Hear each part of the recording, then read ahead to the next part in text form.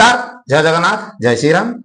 श्री रामचरितमानस पाठरे आज अध्याय 168, 169 और 170तम दोहा पाठ करिया। पूर्व अध्याय 167तम दोहा पाठ कराइतला। सेथि तपस्वी मानवी किपरि राजा प्रताप भानु को निज बसवर्ती करिछि ओ तांको केमिति भी बहले फुसले किना सब कथा कहूछि, कथा कहि किना तांको राजा नगर को केमिति जीव ये से सब तार चक्रांत चलैछि।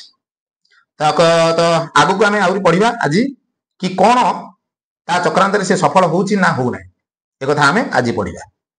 तो आरंभ करिबा श्री रामचरितमानस बालकांड चौपाही राजा प्रताप भानु को कथा सप्तम भाग। राजा को अपने अधीन जानकर कपट में प्रवीण तपस्वी बोला, हे राजन, मैं तुमसे सत्य कहता हूं, जगत में मुझे कोई कुछ भी दुर्लभ नहीं है।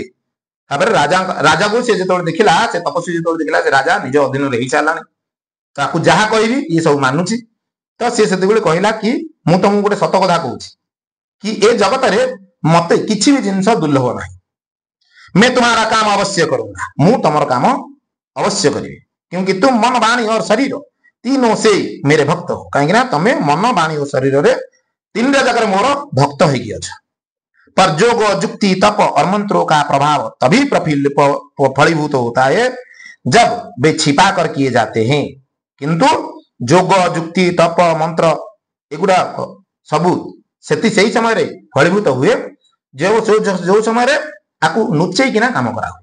सम सर्व सम्मुख काम कले ताहा फलीभूत हुए नहीं।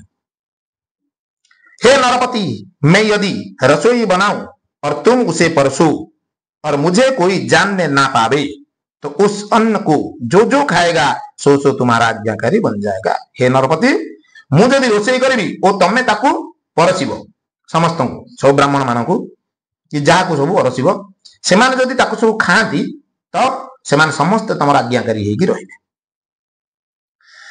यही नहीं, और भोजन करने वाले के घर भी जो कोई भोजन करेगा, हे राजन सुनो, वह भी तुम्हारे अधीन हो जाएगा।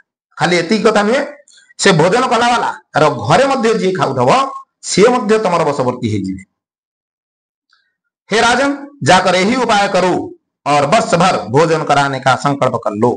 हे राजन, जाकि यही पर उपाय करो जमती कि गोटे संकल्प करो जमती कि गोटे वर्ष जाई तमे समस्त को भोजन करदबो बोली गोटे संकल्प करो।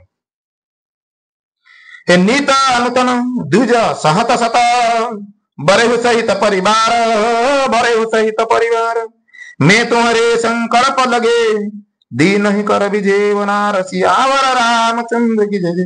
168 दोहा। नित्य नई 1,00,000 ब्राह्मण को कुटुंब सहित निमंत्रित करना। प्रत्येक दिन नुआ नुआ 1,00,000 ब्राह्मण मान को डाकिना निमंत्रण कर परिवार सहित। मैं तुम्हारे संकल्प के काल अर्थात 1 वर्ष तक प्रतिदिन भोजन बना दिया करूंगा। मु तुम संकल्प अर्थात गोटे वर्ष जाए सीधी रहीकिना गोटे वर्ष जाए रहीकिना तुमको भोजन करके देवी। हे राजन, इस प्रकार बहुत ही थोड़े परिश्रम से सब ब्राह्मण तुम्हारे बस में हो जाएंगे। हे राजा, यही परि भाव में बहुत ही टिके ना को अल्प परिश्रम रे सब ब्राह्मण माने तमर बसवर्ती हो जिवे। ब्राह्मण हवन यज्ञ और सेवा पूजा करेंगे तो उस प्रसंग अर्थात संबंध से देवता भी सहज ही बस में हो जाएंगे। ब्राह्मण माने आसवे हवन यज्ञ सेवा पूजा सब करिवे, सही प्रसंग रे सही संबंध रे देवता माने मध्य सहज रे तमर वशवर्ती हे जिवे।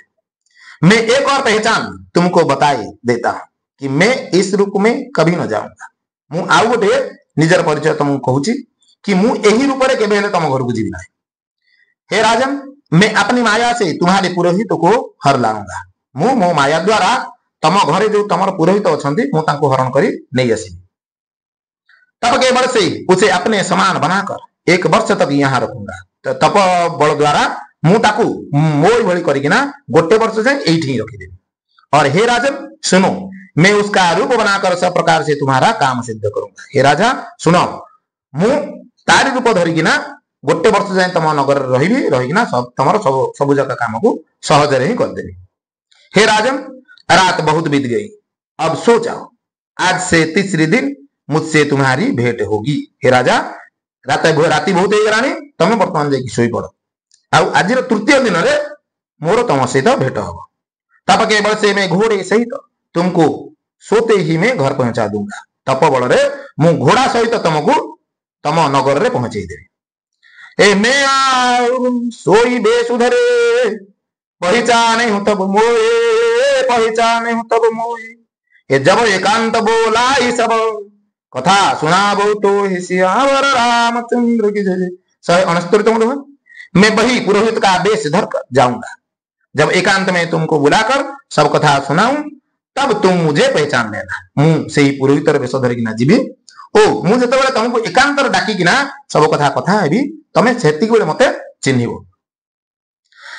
राजा ने आज्ञा मानकर सहन किया और वह कपट ज्ञानी आसन पर जा बैठा। राजा आज्ञा मान किना जाकी सोई पड़ले आउ से कपट राजा जाकी आसन ऊपर बसी गला। राजा थका था, उसे खूब गहरी नींद आ गई, पर वह कपटी कैसे सोता। राजा अत्यंत हालिया हो जाइतिले, सेतिपाई से पडु पडु तंकर निद हो गला। किंतु से कपटी राजा सी सो न थाए, उसे तो बहुत चिंता हो रही थी, ताकू तो भारी चिंता ग्रास कर था। उसी समय वहां कालकेतु राक्षस आया, जिसने सुअर बनकर राजा को भटकाया था। सही समय रे से कालकेतु नामक राक्षस भी आसिला। सही राक्षस जी की बारहार रूप धारण करके से राजा को रास्ता भूले देते। वह तपस्वी राजा का बड़ा मित्र था और खूब छल प्रपंच जानता था। सही से जो कालकेतु नामक राक्षस से तपस्वी राजा रा बड़ा मित्र थिला आउ बड़ा छल प्रपंच मध्य से जानता। उसके 100 पुत्र और 10 भाई थे, जो बड़े ही दुष्ट, किसी से न जीते जाने वाले और देवताओं को दुख देने वाले थे। सही कालकेतु राक्षस 100टा पुओ और 10टा भाई थे। से बड़ा दुष्ट थे ओ सदा सर्वदा से देवता मान को हैरान करते। ब्राह्मणों संतों देवताओं को दुखी देखकर राजा ने उन सबको पहले ही युद्ध में मार डाला था। तब ब्राह्मणों संतों देवता मान को दुखी देखिकिना से ही प्रताप भानु राजा ही तार 100 भाई और 10 भाई और 100 पुओ को पूर्व मारी देते। उस दुष्ट ने पिछला बेर याद करके तपस्वी राजा से मिलकर सलाह विचारी षड्यंत्र किया और जिस प्रकार शत्रु का नाश हो वही उपाय रचा। से ही दुष्ट राक्षस पूर्व शत्रुता को मन करिकिना से तपस्वी राजा संगे मिसिकी यही सब षड्यंत्र रचना करथिला, जेमति कि शत्रु नाश हबो से प्रकार उपाय से रचिदेला। भादिवश राजा प्रताप भानु कुछ भी न समझ सका आउ तांको कथार मध्य एई प्रताप भानु राजा पड़ी गले, किछि भी कथा बुझी पारले नै। रे बो तेजसी अकेला पे लघु करेगा नियो नताहु क लघु करेगा नियो नताहु अजहु देत दुख रवि शशि आसीर अवशेषित राहु सियावर रामचंद्र की जय जय। तेजस्वी शत्रु अकेला भी हो तो भी उसे छोटा नहीं समझना चाहिए। यदि शत्रु बलवान अछि तो सत्य से सी एकुटिया थे मध्य ताकू केबे हेले छोट भाबिया कथा। जिसका सिर मात्र बचा था वह राहु आज तक सूर्य चंद्रमा को दुख देता है। जार केवल सिर मात्र बंची जाइला से राहु आज पर्यंत सूर्य और चंद्रमा को दुख दे। तो आज विषय वीडियो रखुचे 170तम दोहा सरला। राजा प्रताप भानु तांको कथार पड़िकिना जो तपस्वी राजा कथार पड़िकिना केमिति कौन मोहग्रस्त होउजंदी, से तपस्वी राजा राजा संगे कौन करुची, कौन छल प्रपंच करिकिना कौन करुची, से कथा हमें आसंता अध्याय पढ़िबा। तो आज एडी रखुची राजा प्रताप भानुंकर 7म भाग किपर लागला आपनकू, आपण माने निश्चय कमेंट जणाइबे। रहली जय जगन्नाथ, जय श्री राम।